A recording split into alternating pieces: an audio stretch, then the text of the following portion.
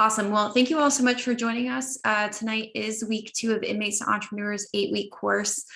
We do have Nadav Mayer and Josh Nowak back with us. I will have them reintroduce themselves in just a second. I do know we do have a slightly smaller class tonight. I had a couple people who just had some extenuating circumstances, so they will be joining us again next week or may even chime in a little bit later. As always, if you have any Zoom issues, the easiest way to try to resolve that would be to completely exit this meeting. I'm going to watch the chat or the waiting room. So just use the same link to try and get back in. There's just not a whole lot of troubleshooting we can do once the meeting actually starts. So I do apologize in advance. As always, as well, if your name is not your actual name, if you could please change it. That's how we track your attendance. If you're not sure how to do that, you can message me. You can throw your name in the chat. You can email me, whatever you need to do to make sure that we record your attendance.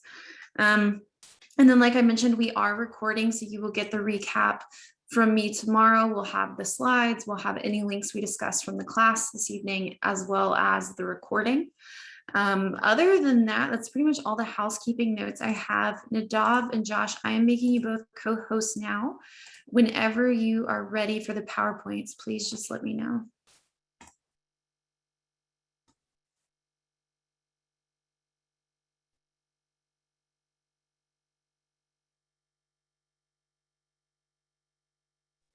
I apologize for that. My name is Josh Nowak. I am co-founder of Breaking Free Apparel. We are a screen printing organization based in Santa Ana, California. We screen print apparel, hoodies, t-shirts, caps, things like that. And more than that, we're also a second chances employer, meaning that in order to work for me, you have had to have had an unwilling relationship with handcuffs. I apologize for last week. I was supposed to be here and was remarkably late. So I'm happy to be actually on time. And coming to us live from Texas, the great state of Texas, please welcome Nadav Mayer. Warm introduction. I feel like you're not giving enough, Josh. I want more. I want more introduction. My esteemed colleague. They didn't get the full vibe. My esteemed colleague, the coffee connoisseur, the Texan Titan, the dude who used to be in Iowa, which isn't exactly a high point for him, a man who is much greater than his life of Rhode Island. How about that? Am I doing better? I don't know. You're too modest. I just want you to tell them about the beach. I always am jealous that Josh can like throw a rock to the beach. Not today. I'm actually a little bit farther away from the beach. I'm only maybe around 4 miles from the beach. Wow. All right. Well, with that introduction, I'm Nadav Mayer. I was 10 years in the specialty coffee business. I had a roastery and a specialty coffee shop, and we were in Gainesville, Florida, and in Ames, Iowa, downtown Phoenix, Arizona. And I recently did a midlife career switch to teach business skills full-time at Texas A&M University in College Station. So it's a joy to be able to bring some of that academic vibe to you guys. I like to tell my students at Texas A&M that I volunteer for I2E and I teach them the same stuff. You know, it's literally the same thing, except for they're a more privileged group and you guys have had harder roads in life and more barriers. So I think it's a really beautiful karma to be able to teach similar material to both crews. So it's a joy. Josh is my friend. Ali is my friend. We do this because we love it. We do this to connect and give back and help out.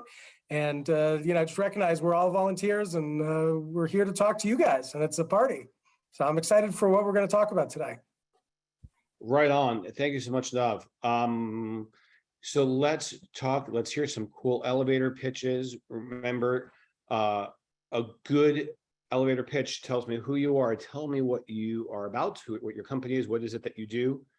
Tell me what geographic area you service, if that makes sense. If you have something pretty cool about your business, let's include that too, maybe something clever. And then how do we find you? It could be a website, could be social, something like that. So another way of saying that is I'm Josh Nowak. I am co-founder of Breaking Free Apparel. We are a screen printer based in Santa Ana, California. You can find us at Breaking Free BFI on socials. And right now we're getting ready for our Halloween collections coming out. So fall colors are dropping. So things like that where we start, because the purpose of that elevator pitch is give me 20 to 30 seconds about why I should have a follow-up conversation with you. I don't need your life story. They don't want to hear your life story. That's a second conversation. What we're trying to do is I've got 20 to 30 seconds to get you to be more engaged so I can have a more fully developed conversation. And that process, yeah, it's to get that conversation going, but it's also to help you get clarity for the business that you want to start creating for yourself. Do we have some volunteers? Hands up in the air. Let's have the party. Let's kick off the party, get it started. Or folks might be able to just unmute. Ali, I don't know if you gave everybody that power, but, Well, let's hear from Molly first because she put up her hand first. oh, perfect. Molly. Hey, how are you? I am fantabulous. How are you today, Molly? Same. Also Sweet. fantastic. Okay, my name is Molly and I'm the CEO and founder of Clean and Serene Housekeeping.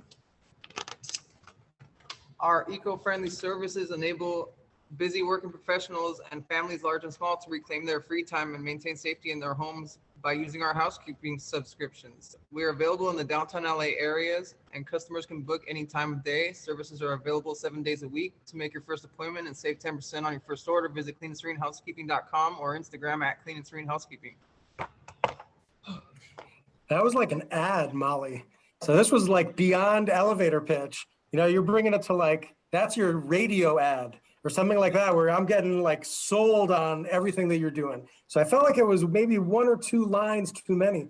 Love the agree. eco-friendly angle. The eco-friendly angle, you know, that's a really positive differentiator to be like, I mix all my own cleaning supplies. You know, we use only ecologically safe stuff. I think that's beautiful, beautiful angle to go on. But otherwise, it was extremely solid. You're confident.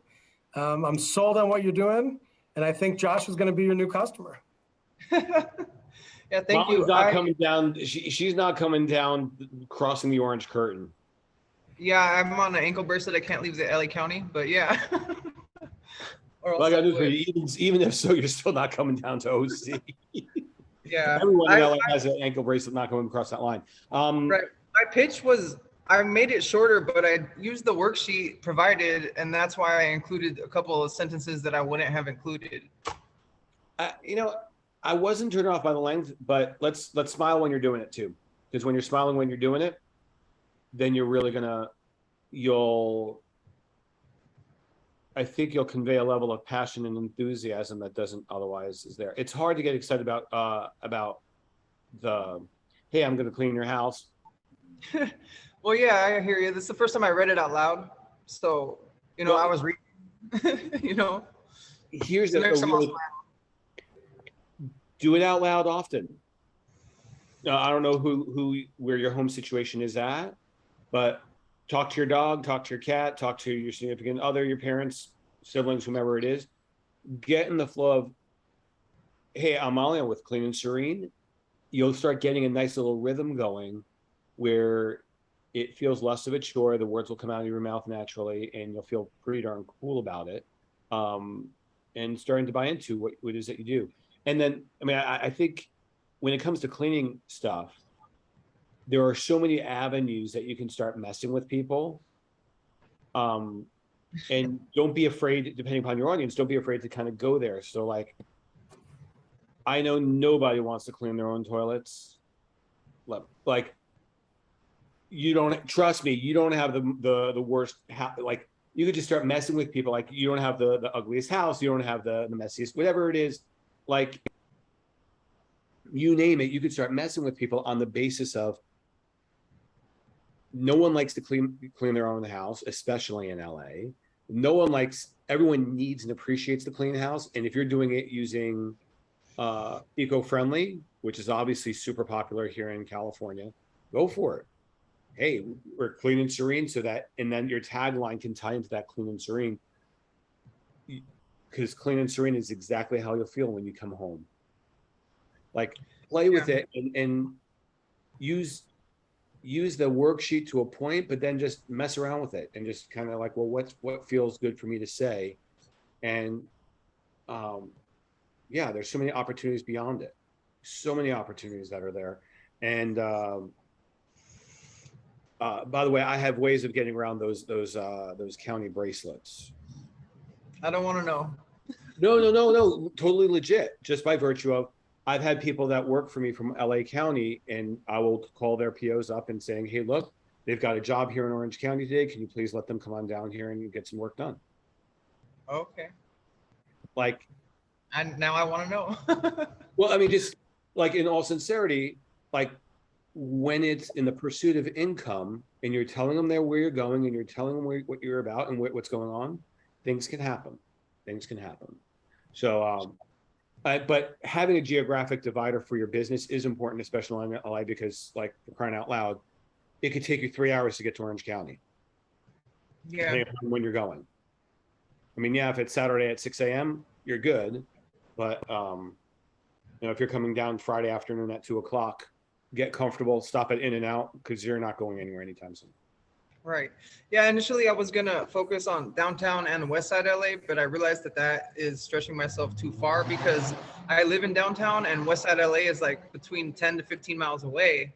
So Yeah. that's farther than I want to go out to, you know? And plus downtown LA has so many buildings and it's such a dense area that I already know that that'll be plenty enough space, you That is know, at first at least, you know? I'm messing with you, but the ETLA is plenty of space. You have plenty of hipsters that have a bunch of money, that need their houses clean, and you don't get paid to travel from DTLA down to the west side. I mean, Yeah, I those know. miles could take you 45 minutes to go cross town. Right. And what if it was just for a small job, you know, like it's an hour and a half of commute just for like what, $150 or something? Like it's not We're worth gonna it. keep this today, but you can go to Staples with $50, go get yourself a bunch of business cards and, you know, $50 worth of flyers, and start papering up the buildings that are in DTLA. And Yeah, just, that's my plan. it's, I made the flyers already, like the graphic and how it's going to work. And I have all that ready. And yeah, I'm making progress on it. That's exactly what I'm going to do. it's the way to do it. It's the way to do it. It gets you up, it gets you cash quickly. And we're going to get all into that today. So good job. I love it. Smile when you do that pitch, because that's helpful. Exactly. It's all about connecting with people, you know, and connecting with the people that you chat with and drop that elevator pitch on, but also that you connect with them enough that they remember you, that they're going to mention it to their brother or their mother or the person across the hall, or those random connections too. Because half the time that personal connection, man, it means so much to so many people, you know, where they're like, I met Molly, like she's super nice. I want to help her out. I want to give her money. Sometimes it can be that personal and that easy. Right. Yeah, there's another instructor that sometimes works out on here, and her line is, make me want to give you your money. Wait, make me want me to say, I want you to take my money. Take my money, please take my money. Allie, I don't know if Alex is on for any of the sessions this week, but she will be like, take my money, please take my money. I need to pay you right now. Take my money. Right. I feel you. I definitely have a lot of practice in getting people to say that. So now I'm just focusing on this endeavor, but I know what you mean. Yeah, and that comes with just for the same reasons why people have done that for you in the past. It's just having that infectious smile, the infectious, hey, don't you want your house clean? You know you don't want to look at that dirty toilet. You know you don't want to look at that dirty shower or that the toothpaste stain from last week that you're too lazy to do. You know that you haven't washed your dishes in a week. You know that the cooktop has got food stains on it. Like, mess with people. So before we get to Stephanie K, she wants to do the next one here. I'll just say very quickly, Molly, if you do a good job with this, how it goes is you go from like making a job for yourself, right, where you're busy, to all of a sudden it's a management issue, right? You're trying to manage your employees or other people that are doing it for you. And it's really in terms of working directly with customers. So it's amazing how quickly that can scale up in that direction. And I'm stoked for you. I think it's awesome. Thank you. Good job. All right, Stephanie K, jumping on here. Hey guys. All right, so here's my elevator pitch. My name is Stephanie. I'm the owner of Jubilee Venue. I recognize planning events is stressful. So with my automated system, I make everything about the space easy, from virtual tours and booking to the basic furniture being included in the price. You can find me on IG at Jubilee Venue ATL. Succinct. That was short. That was good. I didn't quite get if you have a venue or you have services for people who own venues. Oh, I'm opening a venue. Got it. Okay, so maybe half a sentence or something more about the venue, maybe where it's located, how they can find you. I think I that was- would clarify. I was planning on putting where it's located, but I just don't know yet. So I just kind of left it out for right now. Pick a So- place, a random place you want it. Go ahead, Josh. Yeah, the cool thing about elevator pitches is that if you believe in the power of manifestation, you start saying, I want that place here. You said you're in Atlanta or whatever it is. Pick a part of town that you want to be in. Like, and just start owning it, because it's like, hey, I've got a 5,000 square foot facility in downtown Atlanta. And I'm sorry, Atlanta's one of the cities I actually don't know really well at all. But I've got a 5,000 square foot facility with a pimped out sound system that's going to make your party the bomb. Like, start describing it and start portraying the party so that when you're talking to me and selling to me, I'm already envisioning my event in your venue. I've got Okay. 5,000 square feet of Victorian, whatever it is. I've got 5,000 square feet of just start using a couple of descriptors about how you envision that place to be.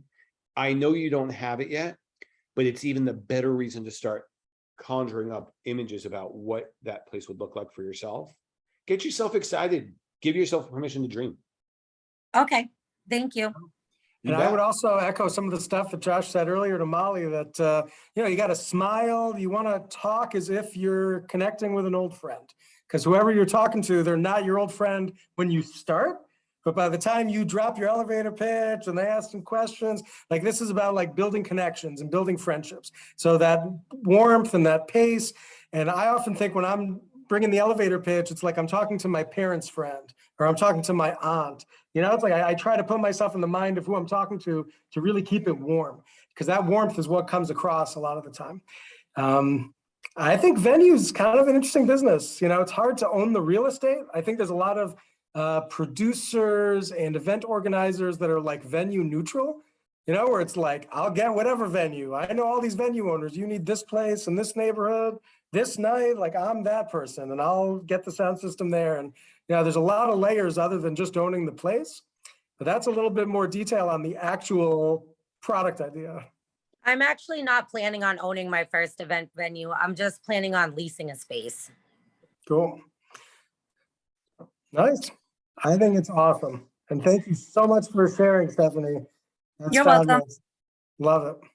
Right on, All right right. on. I know that there was Cut Up Kennels. Darian shared his stuff in the chat. Yeah, I But, want to, chat doesn't work for elevator pitch. It Well- does not come through. well, caring for a sick child at home, so let's be sensitive there. All right. But Yeah, I read that. Yeah. But where I want to go with that one is, let's keep in mind kind of my formula-ish kind of thing. Hey, I'm Darian and I'm from Cut Up Kennels. What type of dogs are we talking about here? I can't really kind of pick that out here. So, hey, we're breeding Golden Doodles, we're breeding Dobermans, we're breeding, and maybe, you breed 2 or 3 different types of breeds of dogs, but start painting a picture. And then from that point, then you want to kind of go into, Christmas time is coming around soon. Don't you want your kid to have the cutest, most lovable poodle, cutest, most lovable, whatever it happens to be? We're based out in the outskirts of Atlanta where our dogs can roam free. Like saying that you're out 20 minutes out of Atlanta, helpful. When I start thinking that you're outside the city, you're giving me some really cool visuals as far as, wow, that dog's been able to roam free, be outside, connect with his siblings and all that sort of stuff. Yeah, all that. So let's kind of speak to that, and And I apologize, Darian. You're a super dad holding it down with a sick kid, and Josh helped me take my foot directly out of my mouth. So thank you, Josh. well, you like a little salt and pepper and a little honey on that foot too. And the last thing is, you also want to get maybe some Instagrams. Make sure you highlight your Instagram, because when you do that, now we can start seeing pictures of the pooches, so that we're starting to make an emotional connection. Hey, it's Cut Up Kennels. They can find me at Cut Up Kennels on Instagram. They start clicking in, they start making bonds to, oh, well, look at that dog. I want that dog. Why do you think all of the kennels, not the breeders, but all of the, if you see a dog that's been captured by the city or impounded by the city, they always have a really cute picture of, don't you want to take this doggy home? Do that. Put the pictures out there, draw me to your Instagram site. Hey, we've got the cutest, most lovable new pooches coming on, litter just born. They'll be ready for adoption in the next, I don't know, 10 weeks, whatever it is. I don't know a thing about dogs, other than my 13-year-old son kind of looks like a lab. Josh, I think you're on it in all those ways, talking about how to think about that content, but I think emotional appeal is the tag word, right?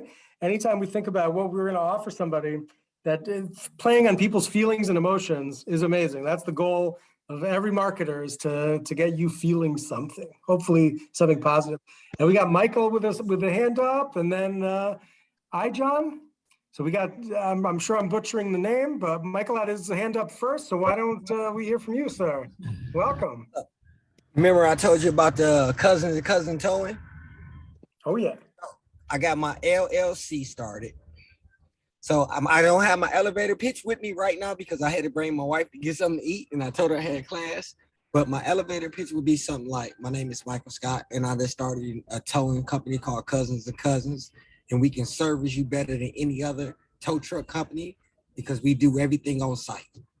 So if you got a flat tire, we repair your tire. If you need a belt change, we repair your belt. The simple stuff.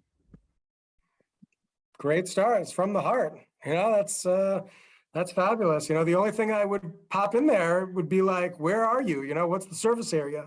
What town? I think that's going to be important. But otherwise, that's where it should come from, right? It should feel like it's coming from the heart. It's intuitive. It's conversational. So I appreciate you jumping on and saying that. That was really confident. Yeah, because I work for United, so I know how to talk to my customers. All my customers love me, so they told me I need to start my own. So I'm trying to do that. That's my goal. Josh, what do you got? I think I love where you're going with it. I would steer away from if statements to when statements.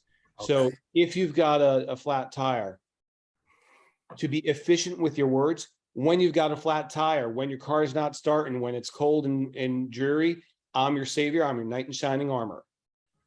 And because what you're trying to do is, if you've only got 20 seconds or so of attention, now mind you, I say 20 to 30 seconds, but if you're talking to me after about 5 seconds, you've started to lose me. Yeah, I'm on the ADD spectrum and things like that. But if you can capture me in the first 5 seconds, not only will you get me for the first, 20, 30 seconds, I'll give you 5 hours on the follow-up.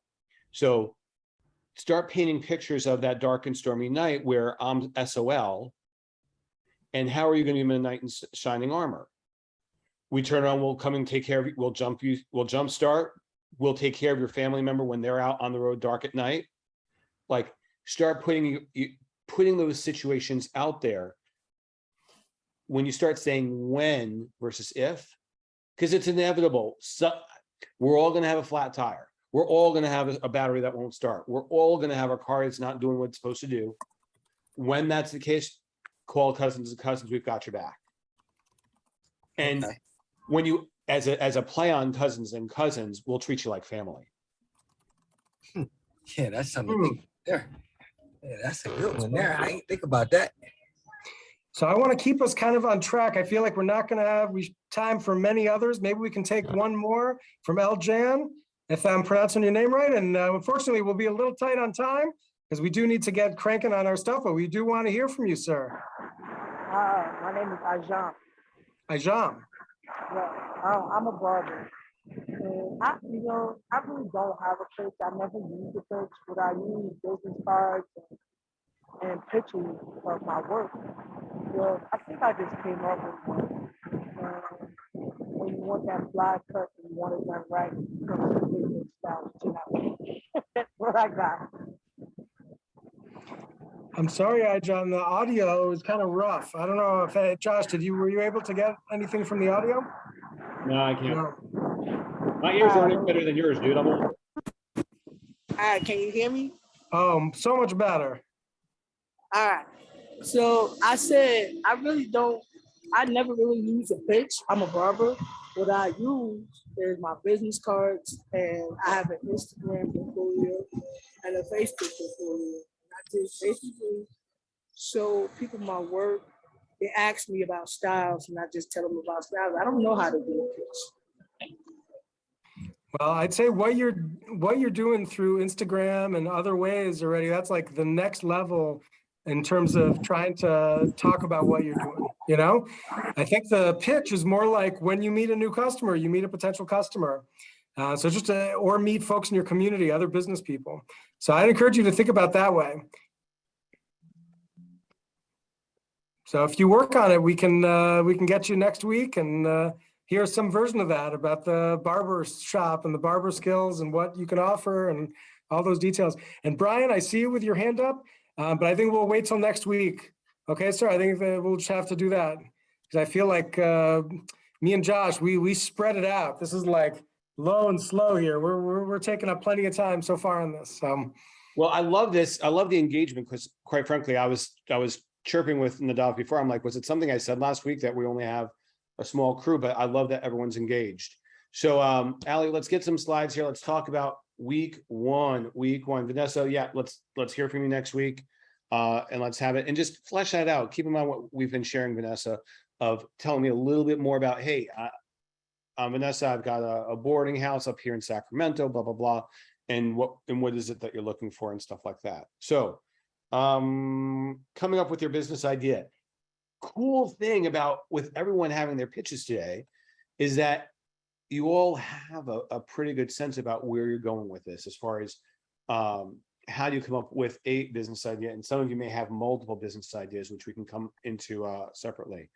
But the goal of starting a business, ultimately, we're trying to work with a lifestyle. We're trying to get a business that we love. I'm going to bag on Molly because she's awesome and she's local to me. She's probably the closest business owner to where I'm at. I don't know that Molly really wants to be in the house cleaning space, but you can tell that she's passionate about the idea of helping people out and getting into the cleaning space and making some money and creating a schedule that works. One of the things that she said that was really key is I'm not going to the west side of LA. I'm going to stay to downtown LA just so I can make the most of my time. When we're an employee, we don't have those options. When Nadav used to be the iron fist ruler of his coffee shop, the schedule was you were on from 6 a.m. to 2 p.m. You didn't get to say, no, wait, that doesn't work for me. I'm going to come in at 6:25. Nadav said, no, you're coming at 6 o'clock, dude. Come on. And the other piece here is that by virtue of starting to create a business, you're creating wealth, you're creating an asset that creates resources for you and your family. And that potentially you could sell it, potentially you can grow it, but you're creating something above and beyond just a time for money trade. Generally speaking, that we've got three types of businesses. We've got a service business, Molly's business, Cousins and Cousins Towing. Those are service-based businesses where we're doing something for someone, meaning that I'm doing a service and you're going to pay me to get that job done for you. I'm going to clean your house. I'm going to install, I'm going to repair your car. You could argue that installation of something where I'm going to do carpentry work for you. I mean, that's kind of a hybrid of I'm going to sell you a product and the service of actually doing it. And then you have a product business where, I'm selling t-shirts. I could be in the business of selling any number of just gizmos and gadgets and things like that. Haven't heard too many product-based businesses today. Nadav, am I wrong on that? Did I miss one? Oh, the dog kennel would be kind of one of them. Where we actually have a product. And sorry, I know people are like, oh my gosh, you just reduced my dog to being a product. Yes, I did. But fundamentally, yeah, I mean, dog is inventory. You're selling the dog for cash. Pooch is a product. Sorry. So we have service businesses where you're paying someone to do something for you, and product, you are buying a product where I, as the reseller of it, I'm buying it or making it myself, and then I'm selling it to somebody else for more money, hopefully a lot more money than I paid for it. adding perhaps a little bit of value along the way. Nadav, if you'd like to add and then take on the next slide. Sure. So I think this goal of starting a business, this is about a job for yourself, first and foremost. I think this should be the basis for all entrepreneurs, that you're able and willing to build a job that works just perfectly for your life, and how amazing that is and what a gift that is. And, that's kind of something to wrap your mind around. But the money component, right, that we all want to work to earn more money, the high risk, high reward situation with entrepreneurship, where you can earn a lot more money than you'd earn if you're working for somebody else. That's where it's at. And you can sell the business. I've sold 2 businesses in my life pretty significantly. And it was a big deal in my life to sell those businesses. It happens all the time. People are buying and selling businesses, and you can be that person. If you can create a revenue stream, meaning regularly customers buying from you, you have something that's worth money. In terms of the service and product businesses, and we'll get to that third one in a minute once Ali switches the slides, service businesses make up literally $3 out of $4 that transact in the economy. It's like 77% of GDP is service businesses. So and they're also faster growing than product businesses. So for a lot of folks, this is where we should be talking about, right? And this is where the growth is. And there's a lot to be said for service businesses. Not that product businesses automatically shouldn't be included, but the complications there can be different compared to service. So Ali, if you could please flip the slide over here. So when we get into this third type of business idea, is the product and service combination business. So this would be like if Molly was providing a cleaning service, but she also mixed up her own eco-friendly cleaning products and sold those on the side, and had a YouTube channel. So if people or customers could buy the service from her, but they could also pick up a bottle of whatever she's hawking. And, there's places where that works, right? Cable TV, cable box is kind of an old school version of that. But yeah, hair salons, when they're selling the hair product, sometimes it's not that clean if it's a product or a service in that way. So how do you pick? How do you know what the right business is for you? And Josh and I will both tell you, we've done many different businesses. When you're an entrepreneur, your first business might be your first, right? And that's what our goal here in this class is, to help you think about your first business, maximize that success. It's not to say that it's your only business, the only business you're ever going to open. So some of the elements to think about is, are you familiar with the industry, right? Do you know anything about this? Can you play expert for this on TV? When I started my first coffee business, I did not know anything about coffee. Totally faked it until I made it. And I still don't, right? As Josh will tell you, it's, this is the life, right? And then I became a coffee expert. But I had to go through many steps. My customers helped me. The specialty coffee industry helped me. I volunteered a lot. It was amazing. But I had to learn all that. I had no expertise. You have to have passion for the work, or that you can cultivate enough passion for the work. Meaning you're going to be willing to wake up and clean toilets. You're going to be willing to answer the phone and go tow a car and work on a car, maybe in the snow, right? There's going to be times where it's not going to be fun or easy, but you're going to want to show up and get it done. And that's really that passionate part, but also the passion is the communications part. When we talk about that elevator pitch, can you put on a smile and be jazzed about what you're doing? Can you get people excited to share that passion with you? And that's where the rubber meets the road in that way, because you're going to be a lot more successful as a business person if you have excitement. Because as soon as you see somebody excited about something, right? You as a potential customer, when you're out there and you meet someone and they're like, wow, that person's really excited about working on my car. They know a lot about my car. You have a different feeling about that person and what they're going to offer for you. Thinking about a market that exists is important. It's hard to sell stuff that people don't know what it is. And this is an example in service or product businesses. That's why I loved coffee. I never had to describe what coffee was to anybody. The people that came in to buy coffee, by and large, were already addicted to the psychoactive drug that I sold legally. They needed it and wanted it. I didn't have to explain to them what it was. So, that's something to consider. Brian, you talked to us about, laying tile and laying flooring. You don't have to explain to someone what flooring is. They already probably have picked out the flooring that they want. That part of it is done. But there's businesses where it's like, oh my God, what is this thing, right?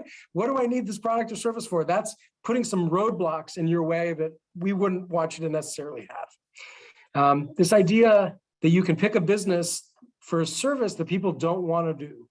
The cleaning is a big one, painting, landscaping. These are great businesses.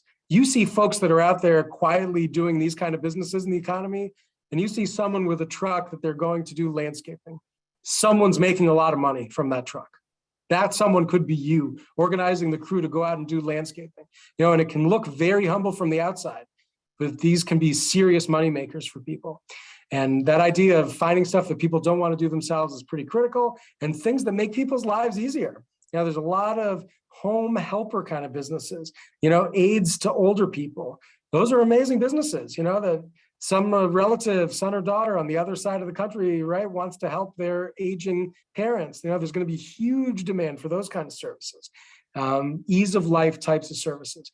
So that's why we talk about these $1,000 or less business ideas that we can start, easy stuff that right away, once you get going, you don't have to explain to someone what cleaning a house is as a service, right? They know they want it. There's not enough people doing it. Like, these are the best businesses that we can encourage you guys to go into. What do you think, Josh?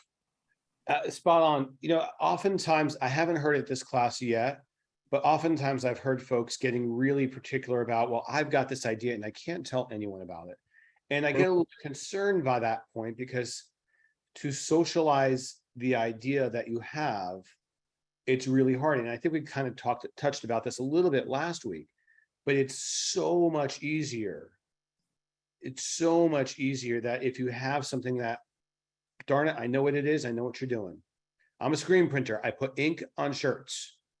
I was talking to somebody, someone was asking me a couple of questions, and my line was, outside of humans, if it takes a stitch or ink, I'll do it.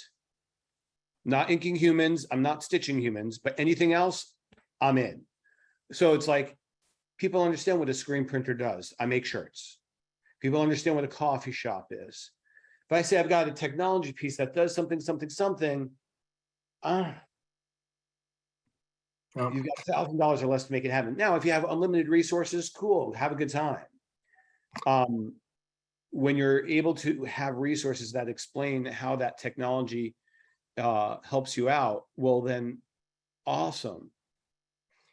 It's a big point, that ideas are not really that important. When we've all met those folks that are like, I have this amazing idea, but I can't tell you about it. I'm afraid you're going to steal it from me.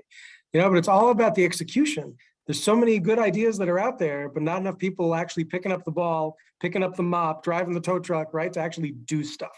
So try to have some clarity, be clear about, like, this is a doing, but the idea is kind of critical. All right, Josh, you ready to take on the next slide? What do you think? Yep, let's go on. And by all means, at any point in time, chime in on the chat window here. If you've got questions, want to slow down, want to make a comment, go for it. Should you keep your day job? Yes. Ideally, if you're getting ready to launch, if you have an income stream, keep it.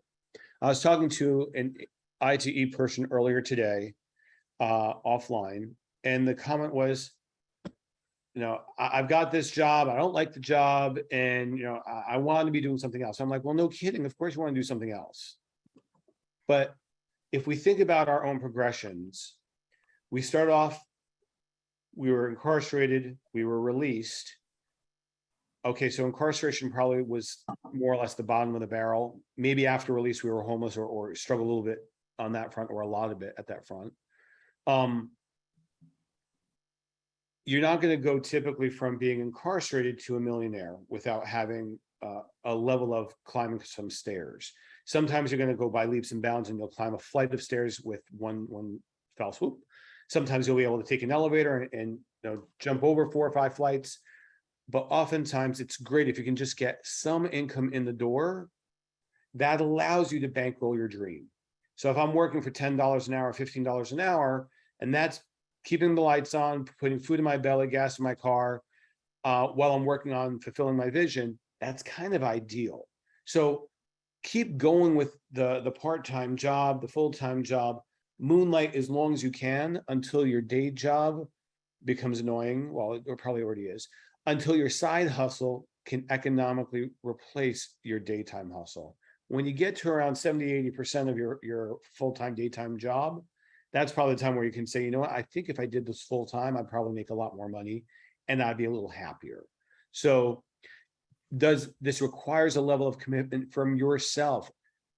You know, the challenge, the statement of being an entrepreneur is that if you're not working and you're not hustling and you're not getting money from somebody else, you're not getting paid. You can have a daytime job, and if you work really hard, yeah, you still get paid. Maybe not for long, but you're still going to get a check. On the self-employment side requires you to, I got to hustle. I mean, there's a meme that's out there, whether you're the lion or the gazelle, either which case, come morning, you better start running. So let's get out there and let's start hustling every day to try and start getting and having that income stream come together. Highly, highly underutilized resource. It says here, identify a mentor. I've got probably a dozen. Now, mind you, I'm careful with what I listen to. Just because you're a mentor of mine, that doesn't mean I just hang on you and just do everything you tell me to. I will interject my own sense of, well, how does that feel to me? How do I feel about whatever it is? How do I feel when you tell me these things? I mean, when I talk to Nadav has his distinctive point of view, and he's guiding me, and he's a mentor to me, and he's a friend to me in terms of telling me, hey, consider this, consider that. It's great. And sometimes he tells me something that makes a whole lot of sense. And sometimes it's like, you know what, I really appreciate your perspective. Thank you for helping me think through this. I actually want to go the other way. And Nadav would be like, okay, cool. And he'll also be, hey, just remember your mission is, are you living up to your mission? He won't be obnoxious, well, too obnoxious about it. He is Israeli and he is East Coast. And I kind of like him because he's obnoxious and direct with me. But identify some mentors that help you get started in your business, that you can trust what they have to say, that they have a level of experience, that they have a level of something to give to you. And then lastly, identify and develop your product or service offering. I clean your house. And that means, you know, here's my gold package, here's my platinum package, here's my, and you know, here's kind of what it is. Not really mentioned here is, let's avoid the inclination to just be discounted pricing all the way around. Just because you're new doesn't mean that you should be bargain basement. When you are the cheapest out there, you will attract the people that want to pay the cheapest. Not necessarily a good combination. People that don't want to pay for the value tend to expect more than you're willing to offer and can make unreasonable demands given what you're charging. So oftentimes you can get a lot better margins and a lot better peace of mind and better clients when you say, you know what, and this is really to you, Molly, like, careful about that discounting piece. I would almost say, you know what, pay full price for your first one, your second one's half off, your second one's free, or your second one is 25% off, where you're saying, this is the value of the service I bring to the table. And you're developing that product, even if it's a service offering and so on and so forth, where you're saying, this is my product, this is what I have to sell for you. I sell shirts. It's not hard. It's pretty straightforward. Yeah. Okay. What do you want to add there, Nadav, and on to the next? Just onto that pricing piece, Josh, always solid. Everything you said is totally right on. The pricing part, anytime that you reduce your price, even if you're like, that second one free, that's good, right? Automatically, in the customer's eyes, that then is the right price, that cheaper one. So I always recommend people never lower your price. You know, you want to know where your price should be. You don't want to be the highest price in the market.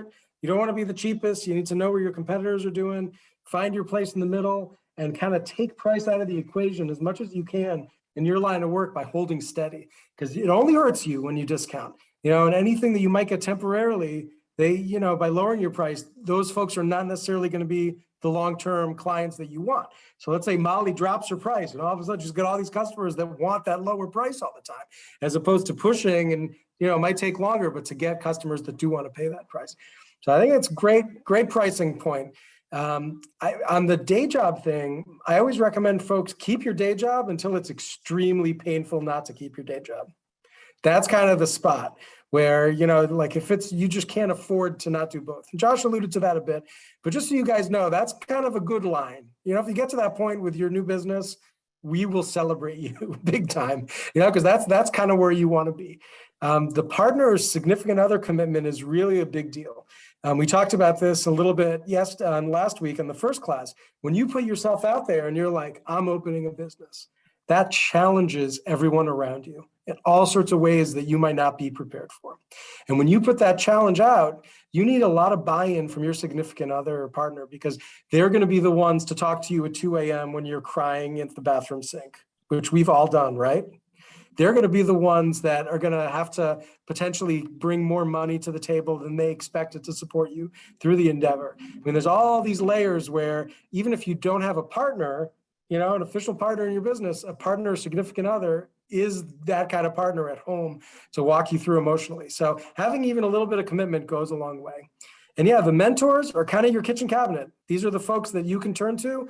And Josh, Marco, and I, even though Marco's not on this week, we are your mentors forever. You have our email addresses. If we can help you, we will, because we love doing that. We love to take care of people, and it's a beautiful thing. And I think we are ready for the next slide, please, Allie. All right. Should you have a business partner? Here we go. So there are pros to having a partner. Sometimes they can bring a lot of knowledge and skills that you don't have. You might say, oh, I'm really good at sales and marketing, but this is a person that loves to be in the back room making furniture all day, you know, and I'll go sell the furniture and they will make it. Okay. You know, they could be a good sounding board to talk through issues. And they could bring money to the table, right? These are some of the pluses that you hear out there. The cons are, think about the opposite sides of all those pros. So supplementing your knowledge, this is someone that's going to fight with you about everything that they don't necessarily know. You know, possibly you have to write the divorce at the wedding, right? You have to plan for the dissolution of the partnership when you bring on a partner. And it's just extremely difficult to do that. The sounding board also could mean fighting. Stuff where if you're the sole owner, you just choose. You might talk to your mentors and at some point you make a choice. Well, guess what? When there's other owners involved, you have to talk to them. And it can make every decision that much harder. And the financial part can complicate it too, in all sorts of ways, in terms of the future of the business. If someone wants to leave, again, you would need a plan for all of that. So there's possibilities for disagreements. There's possibility for people to not know what their roles are. I want to be president. I want to be in the back making the furniture now. I want to be the one selling the furniture now. How do we get out of it? Who's the leader? You know, there's all sorts of stuff that you get into. I have always been counseled by my mentors never to have a partner, never to share ownership. And that's what I recommend a lot of other entrepreneurs too. If you can avoid it, do not give away ownership or sell ownership to anybody. The other part of it is, let's say you build this business, right? And then you want to sell it one day. Well, if you have other owners, however much value you've built up in that business, the other owners have accrued too. So when it's time to sell it, you're getting less of the pie than you would have. If you are going to have a partner, you need to write the divorce agreement at the time of the marriage. You really need to plan that out, probably with a lot of help. You need someone with integrity who can complement your talent. You know, they can really help in a lot of ways, that work harder than you, hopefully, the hardest working person, right? You should always be challenged and motivated by your partners, and that balances your personality. The other option to having a partner is having a good employee who can do a lot of those things. That's usually a good alternative too. Determining the financial compensation, who gets paid what, the business has to be making money usually for owners to get paid. So that's another hurdle. So Josh, what do you have to add to this? Not a darn thing, because I've been in the chat window just spewing a bunch of crap. I'm sure you're saving the world and helping everybody in the chat window. Absolutely. So Claudia is asking here, as far as what's a lead. A lead is a customer prospect, somebody who could potentially do business. Do you have to pay for them? No, of course not. Sometimes you do, but Nadav can turn around and say, hey, I've got some folks who need shirts printed. Can you talk to them? Sure, cool, no problem. That's not a lead I'm paying for. I mean, I might choose to turn around and send Nadav a sweatshirt just because I love him and I want to say thank you. But that doesn't mean I'm actually like, I'm not necessarily paying him to do that. I could, and maybe he sends me more leads because of that. You can go on to Facebook and start paying for leads in that regard and saying, I want people that meet a certain criteria. And we'll get to that a little later on in this course. But always is a very catchy word for me. I kind of avoid that word. Franchises could be better based upon what you're paying for in your franchise fees.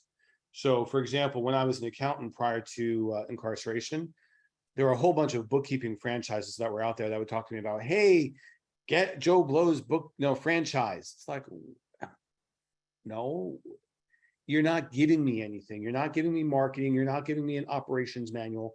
When we think about the hallmark franchises that operate in this country, let's just talk about fast food chains. When you buy a Chick-fil-A franchise, Subway, McDonald's, you're buying an operations manual and you're buying into a marketing stream so that people know what that brand is and you're the local owner operator of that particular franchise. You're paying for that. To me, if you're paying for a brand that really doesn't exist, for what? Like, I don't get it. I really don't get And you're that. giving away some of your hustle, then you're helping build somebody else's brand. When you're hustling on your own, right? And you're building the brand for yourself, that's much better.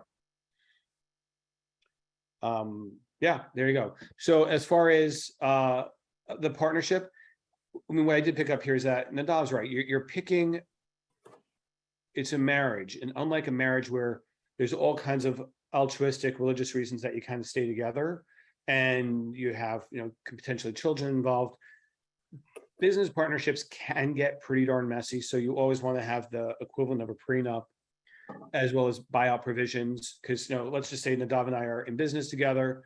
And let's just say something, God forbid, happens to Nadav. I don't want to be in business with his family. Not exactly fun. So let me just have an arrangement ahead of time that says, I'm going to buy you out at a certain prescribed price. God forbid something happens to you. We've got life insurance. I'll take care of Nadav's family and I'm back in business by myself. Personally, for our service-based businesses, I think you're a lot better off being a lone wolf to get started. There's good reasons to have that partner, but I'd rather have you have a mentor, have an informal relationship with somebody before getting into business. It's always better to have a level of strength. The only exception to this would be, let's just say that for the most part, if we're recently liberated, we probably don't have a lot of money. We may have a family member who's got some cash that's willing to be our financial partner. That could make sense. But, you've heard this, the phrase of, you're having too many cooks in the kitchen. You want to have at least, if you're going to do a partnership, somebody's got to be a 51% decision maker. Ultimately, you've got to have somebody who's going to say, this is the direction we're going in. I say yes, they say no. I say black, he says white. I say, someone needs to make a decision. And ideally, it's helpful that if you have somebody out of the gate that says, when push comes to shove, this is really my baby. But you have to have, much like when you have employees, clearly defined roles and responsibilities. I'm responsible for the marketing. I'm responsible for sales. You're responsible for operations. I'm responsible for production. You're responsible for the money. Like, you need to have these responsibilities really nailed down so that you're good to go. Can we go on to the next slide there, Ali? For those of us who've been judicially involved, let's not start off on the wrong foot. Get the permits and licenses that you need. Let me be very clear about that. You do not want to be operating a business in a jurisdiction for which you need to be permitted or licensed, and you want to be caught operating without one. Top 10 ways for you to turn around and realize that you're in trouble before you even get started. When you decide on your business, go to City Hall. I am going to start a business. What do I need to do to be in compliance? Talk to the people at SCORE, talk to the people at Chamber of Commerce, talk to the people at your SBDC. They will tell you need to be licensed and permitted, blah, blah, blah, blah. When you get that information, now at least you're legit. The last thing you want to have going on there is, hey, you know what? You've got you're a contractor, but you're not licensed by the state. Now you're on your heels defending a lawsuit and the state agency breathing down your neck because you didn't pay the $25 permit fee to operate that business. Let's not be stupid. Let's really take that extra step, figure out what we need to do to be successful. Business plan. We've got a 1-page business plan in your activity book, pages 11, 12. That'll kind of give you a step-by-step as far as what you kind of need to do. Can you elaborate and have a 100-page business plan? Yes, don't. Waste of time. Keep it to 1 page. This is what we're going to do. Make it a nice, lean business plan. This is what we're doing. And then to cross-check that, give it to somebody that you don't think is very smart and have them read it to you. If they can understand what you're trying to do, then you've written the plan well. If you find somebody super smart, they're going to ask you a bunch of questions that don't matter very much. Give it to somebody that's not that smart.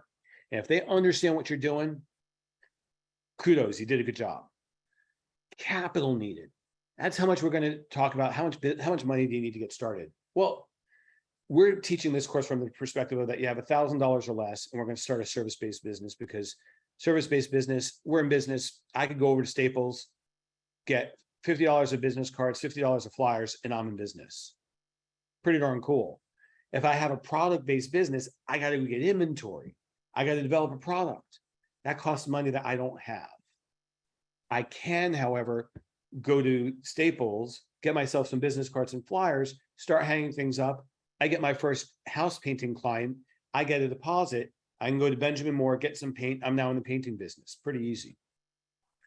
Technology is needed. Let's keep this simple. Let's not go all crazy. I need to get Salesforce. I need to get this. I need to get that. A simple technology could be, I've got my iPhone. I've got my Android. I'm ready to start. What is the minimum things that you need to get started here? And then we'll dig into this a lot more in week 4. Professional services you need to get started: banker, lawyer, accountant, insurance. Insurance piece is underestimated because, you know what, if I mess up, what's going to happen? If I'm Cousins and Cousins Towing, I pull up, I change a tire, and a mile down the road, they cause an accident because the tire blew out. It could be my liability. I need to have insurance.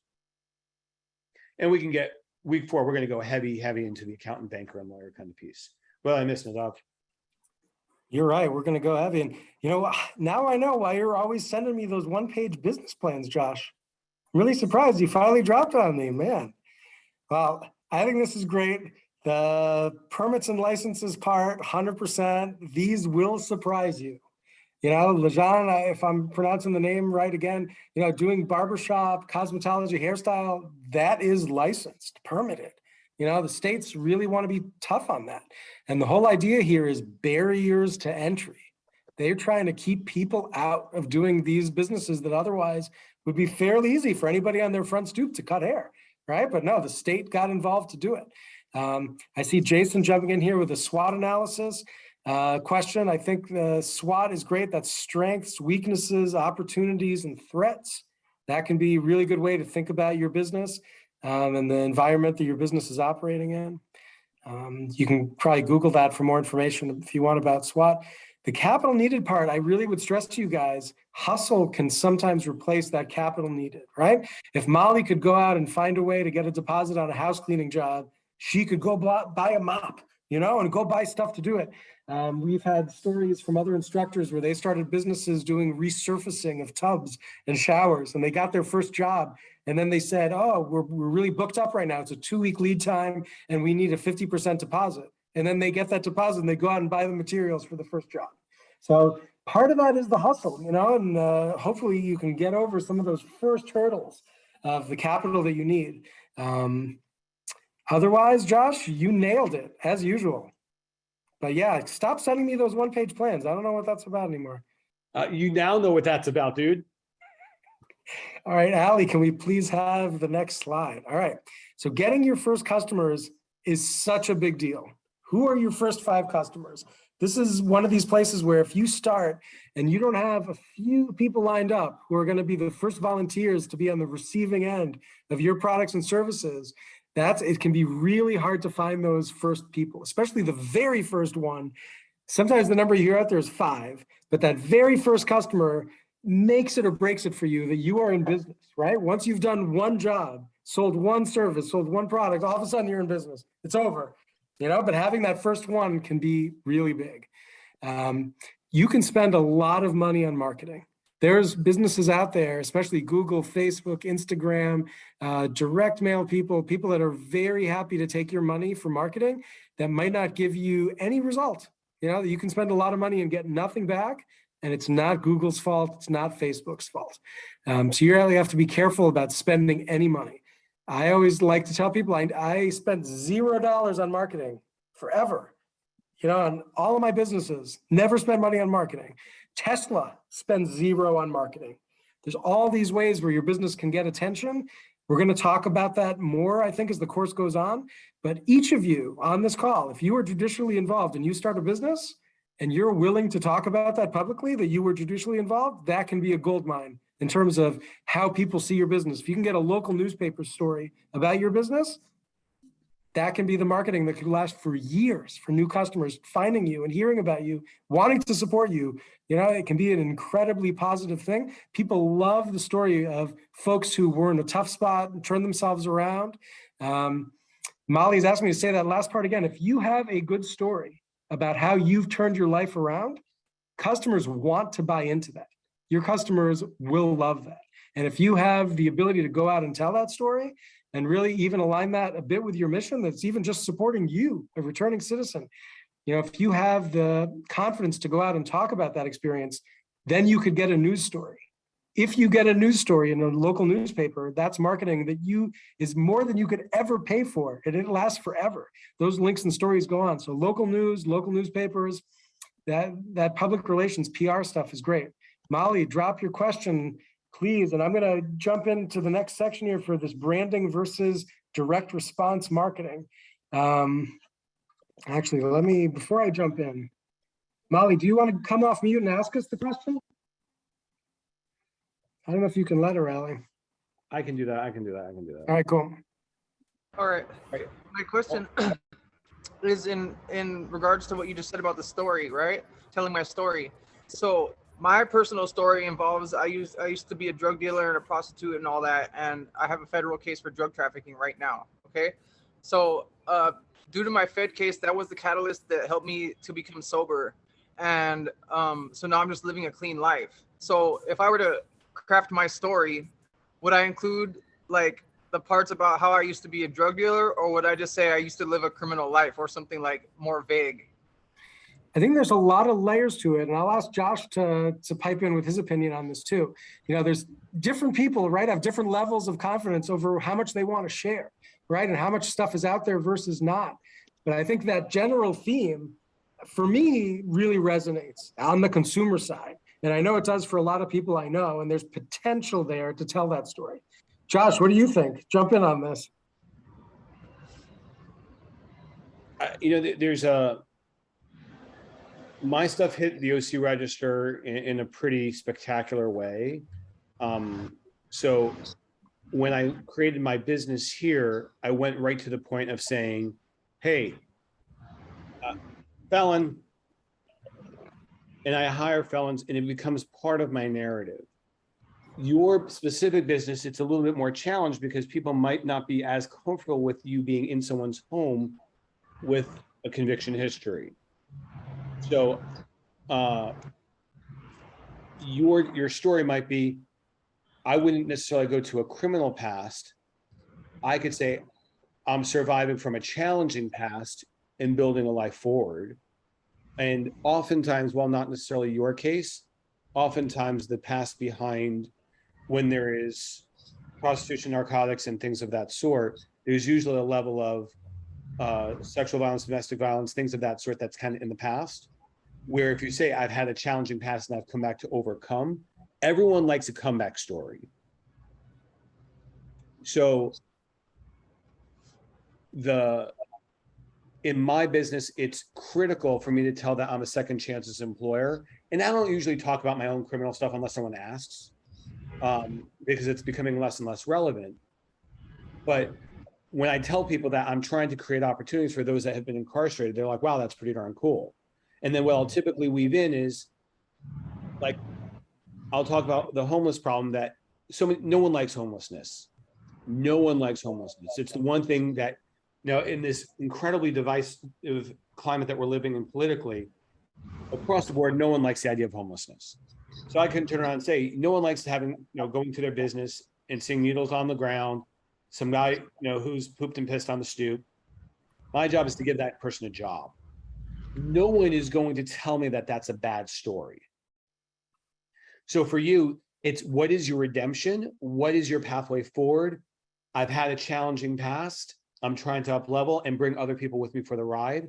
And then if someone gets to the second or third kind of conversation with you and you feel that it is safe to kind of share about what your past is about, by all means. But it's a slippery slope, especially given the nature of what you're doing, because you're in somebody's home. When I created Breaking Free to be a screen printer, I'm specifically being out of the home in a low trust environment. No one's asking me, like I'm not asking to go into somebody's home. I'm just saying, buy a shirt. When you're saying, hey, let me into your house, and you tell them that, hey, I used to, I might have stolen from people in the past so I can pay for whatever.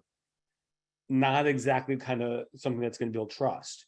When you say, hey, I'm on the comeback deal, I've overcome quite a bit. I've overcome domestic violence. I've overcome X, Y, and Z. That's something that could ultimately go to the media and play very well. Powerful stuff to talk about. And I think there are a lot of dynamics. I'm glad that you asked, Molly. Really glad that you asked. And part of it is really building trust. You could make the argument too, to be like, hey, it's going to get out there. Customers are going to know at some point, and you're going to have to potentially face that, right? Where people are like, I don't want you in my house. I don't trust you. Well, guess what? That's the worst that can happen. So have that in your mind. And then the best that could happen would be those customers love you. And they're like, Molly, I'm going to post reviews about you, right? This is what I'm going to talk about in the review, how you have earned my trust. And then you get enough of those, and all of a sudden you're trustworthy, right? So I think it's interesting to frame what's the best that can happen, what's the worst that can happen, and where are the dynamics there? So really good conversation. I'm really glad you asked that question. It's powerful. And Brian has his hand up too. Maybe we'll get a quick question from him in here too, while we're on these tangents, because tangents are the spice of life. This is the best stuff to talk about, what you guys want to talk about. Can you hear me? Yes, sir. Okay. No, well, we're on the topic of like marketing strategies, and then she brought up the topic about like being an ex-felon, and I know a lot of people in my business use like Angie's Leads to get like started and get their first jobs and stuff. And unfortunately, like I tried that and I don't pass the background check. So that's an obstacle, going to be an obstacle for me, like getting started with the tile business. Is like, the type of leads that are out there, they do background checks, obviously, because like you said, you're going into people's homes and doing business in people's homes. So that's a worry of mine, is getting those first jobs and getting over that hurdle. So. Now, I mean, something in the chat window that came through is, and Anna is kind of bringing this top of mind, is that there are circumstances in which sharing your past, especially around conviction, is helpful. And there are places where it isn't. Be conscious about it. For me, I couldn't get away with not telling it. It's all, if it's Google, my stuff just hit press. So there was no escaping it. So I didn't bother. I just basically took it head on, and I made my whole business around the idea that I'm a convicted felon. For other businesses, you have the joy and the opportunity to basically let that all kind of stay in the shadows. Yeah. The thing that I want to also really bring out, though, it hasn't come up in this class yet, is that whatever happened in your personal past is done. I know, Molly, you still have things that are pending, but for those of us that don't have things that are pending overall, let's let the past be behind us to the extent we can. We may have a tail, we may have residual issues, we may have restitution, probation, parole, whatever it happens to be, but let's let the past be behind us to the extent that we can.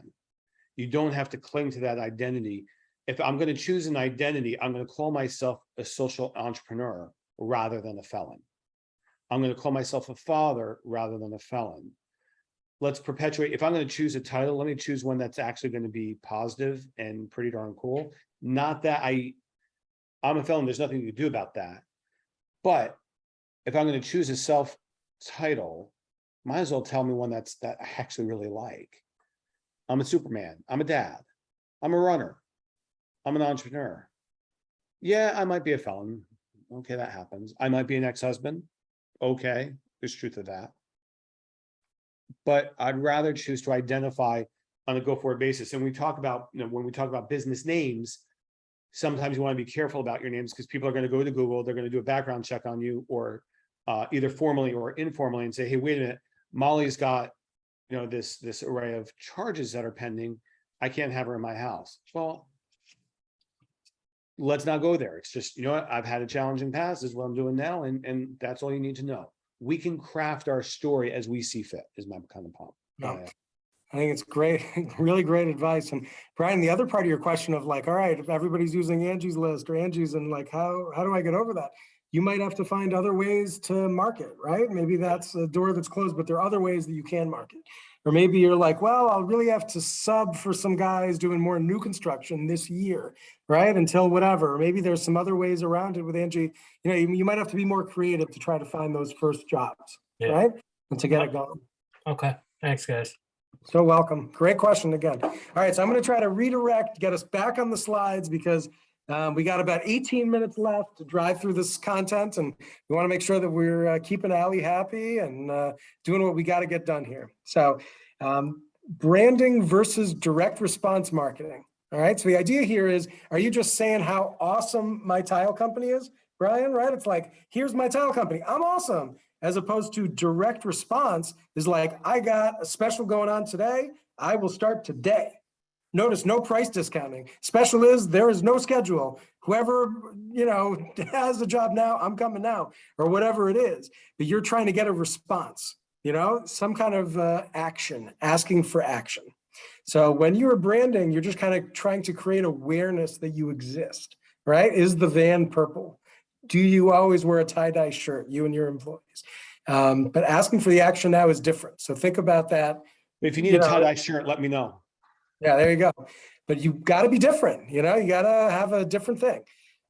Marketing, notice, social media is the number one thing here, right? Whether you're doing Facebook Marketplace, which Brian, I'd probably recommend from some other trades folks that I know. Facebook Marketplace is a very popular place to get trade related leads. Facebook, Twitter, LinkedIn, Instagram, Nextdoor, add into there, TikTok, Snapchat, depending who you're selling to. If it's younger folks and you're not on TikTok, well, then you don't exist, right? Really depends who you're targeting and how you're going to target them. And right, if Molly has an amazing catchy video on TikTok of her cleaning with her organic products that she makes herself, like, could be amazing, right? Who knows? So the getting the attention is that part of it. And I think we are ready for the next slide, please, Allie, unless Josh, you have any comments on that last one as I blast through here? Nope. This one's yours. You want to roll? Sure, I am happy to do that. Cool. So, sorry, I'm just brain fart. Okay, marketing strategies continued. Your website, that's your virtual storefront. It's up 24/7. People will blind shop you so that, hey, I met you at the store. That's a way for people to kind of poke around and get a sense of who you are without having to talk to you. Email campaigns, constant contact. That's one deal, but you actually have to pay for that. MailChimp allows you to send out 2,500 emails with 2,500 contacts in the course of a month, which is free, super duper helpful. And email campaigns are just awesome because you can start telling people, hey, this is where we're at. It's a little dated, probably 10 years past today, because social media is so much more relevant right now. In the chat window, Allie has indicated Google My Business. I'm starting to get a fair amount of traction on my own SEO and SEM through that front, by the way. Word of mouth, nothing beats, you know what? Earlier today, who was I talking to? I'm like, dude, you got to hook up so-and-so because they're awesome, they're bomb. When you get to the point of that you have word of mouth referrals, then your message becomes amplified and people are going, when you don't have a referral and don't have a connection, people are going to shop you on price. Molly's charging $100, so-and-so is charging 85. I'm going to go with the cheaper one. But when I get the message that Molly does a kick-ass job, she uses organic cleaners and she's got great energy, great vibes. She's does an amazingly clean job. She does the extra stuff without an issue. She even cleaned my refrigerator and cleaned up all that, that back of the refrigerator stain. When I start vouching for, they're going to pay $110 because I vouched for her. Helpful. Media, we're not going to get too much into media at this point in time because if we've got $1,000, we're not doing the radio piece. Sorry. Strategic alliances. This is where you start kind of finding out who are logical partners in your business. If I'm a CPA, a business attorney, in different businesses, you have logical partners that you kind of work hand in hand together. I've got a friend of mine that's in the commercial cleaning space. He's part and parcel. He's really close friends with an upholstery cleaner. He's also in, so those kind of businesses go together. Get some business cards. Staples is awesome. They're cheap. $25 gets you 500 cards. Experiential marketing. This is when you start experiencing things through. Brochures, flyers, door hangers. Staples is your friend, so is FedEx Office. If you have a physical location, grand opening, talk to your local chamber of commerce, talk to City Hall, anything that gets you the buzz about that you are new and in town and in there. Network. This is probably the most effective way to get word of mouth is when you start going to Chamber of Commerce events, BNI, Let's Hip, Provisors, any type of community event where people are gathering with like-minded people. So for me, I go to the business, I'm in the Chamber of Commerce for Santa Ana. Every time there's a new business opening, I am there giving out my business cards because if you're a new business, there's a good chance that you need t-shirts and swag. Sponsorships. I think that's what you do when you have extra money that you don't have anything to do with and that you just want to be kind. And same thing with promotional items. Yes, I'm in the promotional space. Yes. Sometimes promotional items make a whole lot of sense when you're trying to build brand awareness. Be careful. People like me will gladly take your money without creating a return on investment for you. A lot of people in the marketing space will talk about building brand equity and build brand awareness. Bullshit. What you want to start doing to leverage promotional items in the right way is that how do I start leveraging, like everyone knew Steve Jobs as being the guy with the black shirt that wore a mock turtleneck. That became his brand awareness. How do we start leveraging that, the promotional item, to further your brand? And how do you use it to be different than your competition? So be really mindful about how you're spending your money, because if I've only got $1,000, I could easily spend $300 on teas. Easily. Don't do that. Put the money directly in marketing, get the lead so I can make more money. When you've got some cash on hand, you want to get some teas for the crew? Sure. I've got a friend of mine, that same one who's in commercial cleaning. He's got a uniform, so everyone shows up. They all look professional. Yeah, it makes sense. That's promotional items that can make sense. Just buying swag for the sake of buying swag, not so much. Waste of money. Great stuff, Josh. And the other part of it, some businesses, right? Like Molly, when she gets a cleaning customer, they're going to want service all the time.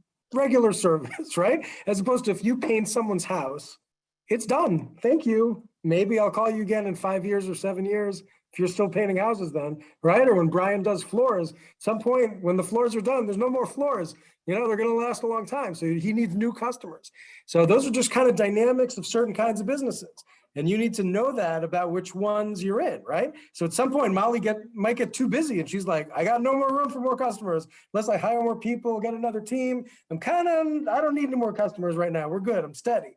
But Brian never runs out of needing new customers. He always needs a pipeline of other jobs coming in, of stuff to do. So some of that is strategic. So when I think about getting your first customers, I think it's really that word of mouth part is really important. You should be talking to people around your town, people who might want to buy from you, and say, hey, I'm working on opening this business. I don't know when I'm going to open. It's going to be a few weeks. Start talking to people about it and try to cultivate some folks that might be the first to try you.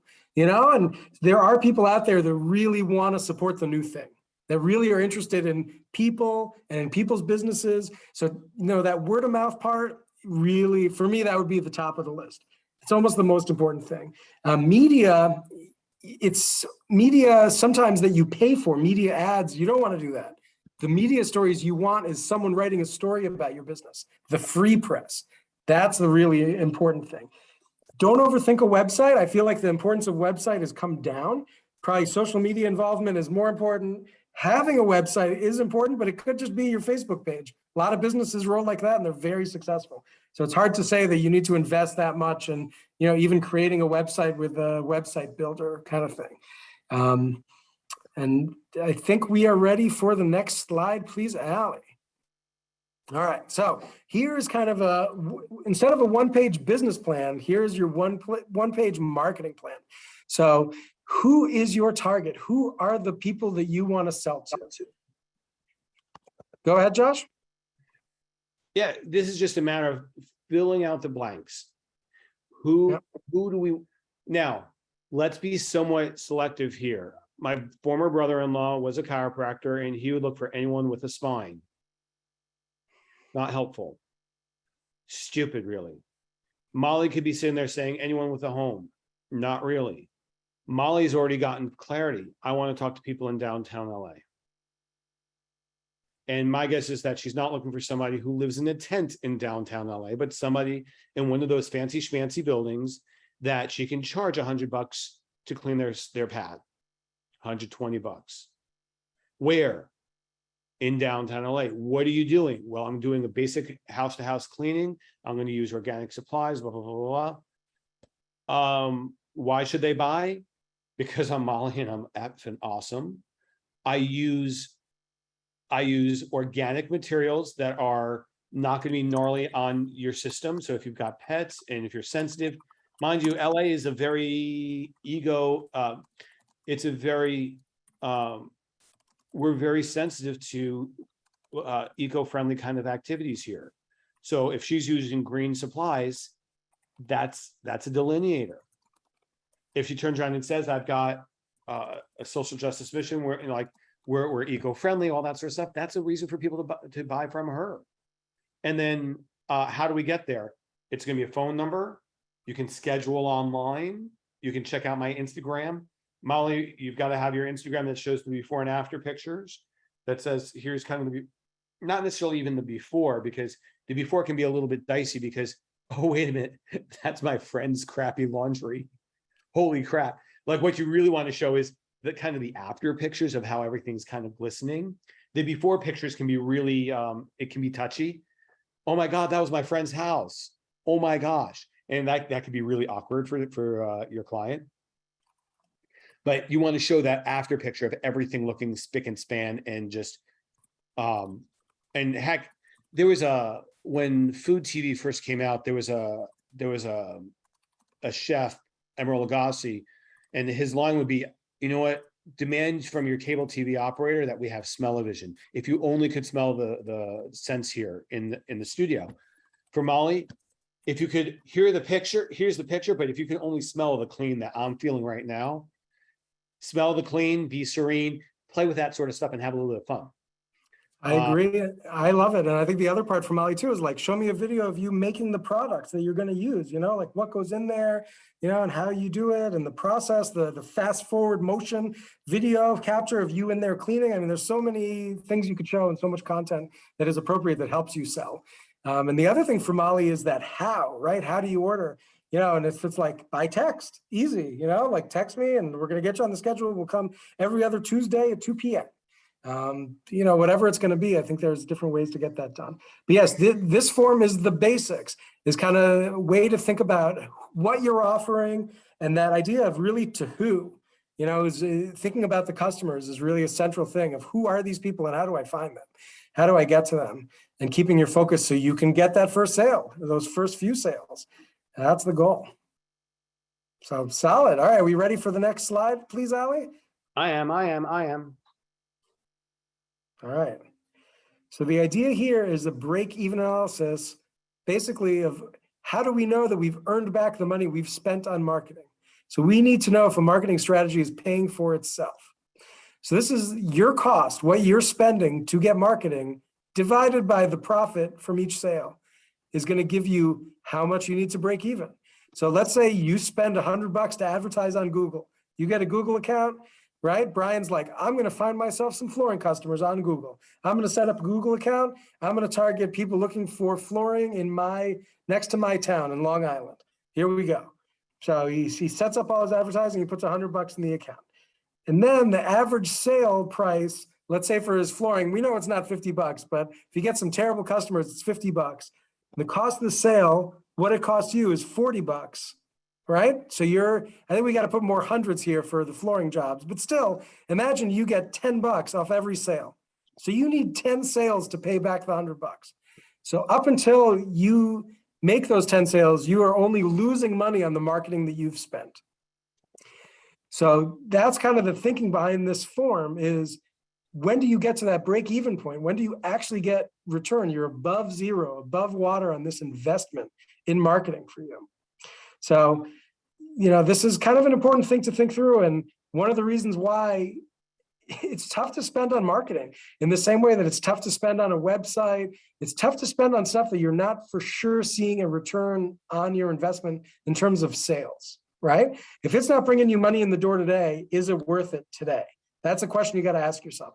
Because remember, whatever you're not spending, if you can avoid spending this $100, that's an extra $100 in your pocket directly.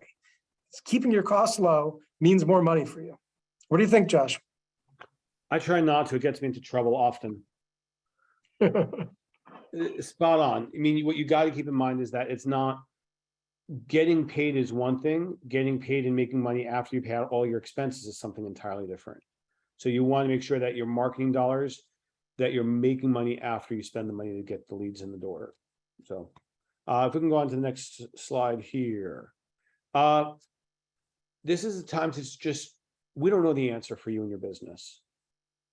Test, measure, test, measure, test, measure. Track the stuff. When you get your inbound lead, hey, I just heard from Molly. She wants to, she wants me to clean her house. Cool. Hey, Molly, how'd you hear about me? Oh, you met me over at such and such. Great. Thank you. Note to self, I got a lead from the Chamber of Commerce event I attended on Thursday. Oh, maybe I need to go to more Chamber of Commerce events. Or, hey, you saw my my ad on Craigslist.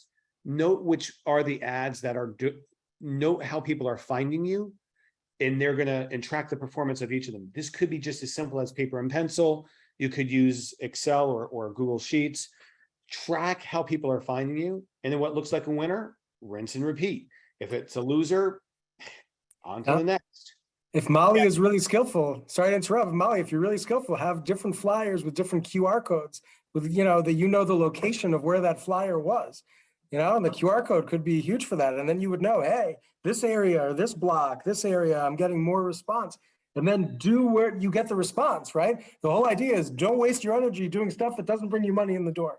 Only do stuff that brings you money in the door. That's the idea here.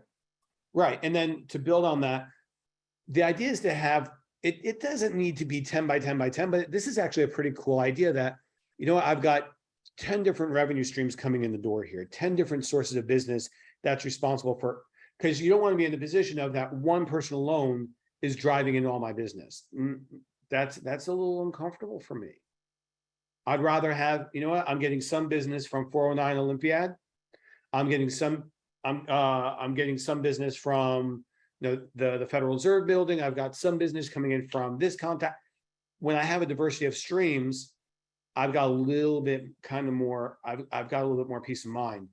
To the barbers of the world, it's like, hey, I've got some referrals coming in from different buildings. So let's just say if somebody starts, spamming me and start getting all upset with me and cranky with me, you know what? They're entitled to that.